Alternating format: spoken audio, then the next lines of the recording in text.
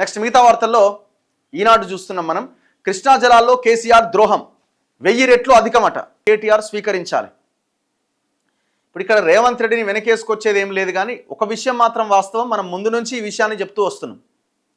కృష్ణా జలాల విషయంలో తెలంగాణకి ఉమ్మడి ఆంధ్రప్రదేశ్లో జరిగిన అన్యాయం కంటే తెలంగాణ వచ్చిన తర్వాత తీరని అన్యాయం జరిగింది. ఇది మనం పదే పదే ఎన్నోసార్లు చెప్పినాం.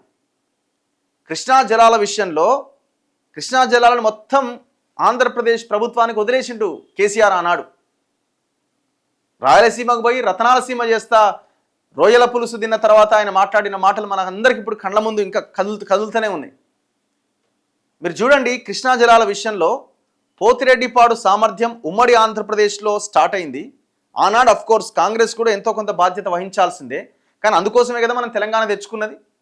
ఆంధ్ర పాలకుల చేతిలో ఇబ్బందులు పడుతున్నామనే కదా తెలంగాణ తెచ్చుకున్నది. తెలంగాణ తెచ్చుకున్న తర్వాత ఎట్లుండాలా? ఇంకా భయంకరంగా తయారైంది. ఆ పోతిరెడ్డిపాడు సామర్థ్యం మరింత పెరిగింది. మన వాటా మనం వాడుకుంటున్నామా? కనీసం మన వాటా మనం వాడుకోవడానికి కనీస ప్రయత్నం కూడా మనం చేయలే. చివరికి ఏ వాటానైతే వాళ్ళు చెప్పారో గది మాకు ఓకే అని చెప్పి ఒప్పుకున్న పరిస్థితి. అదే 299 టీఎంసీలకు ఒప్పుకున్న పరిస్థితి. ఉన్న వాటాని కూడా మనం సరిగ్గా వాడుకోని దుర్మార్గమైన దుస్థితిలో మనం ఉన్నాం ఇవాళ.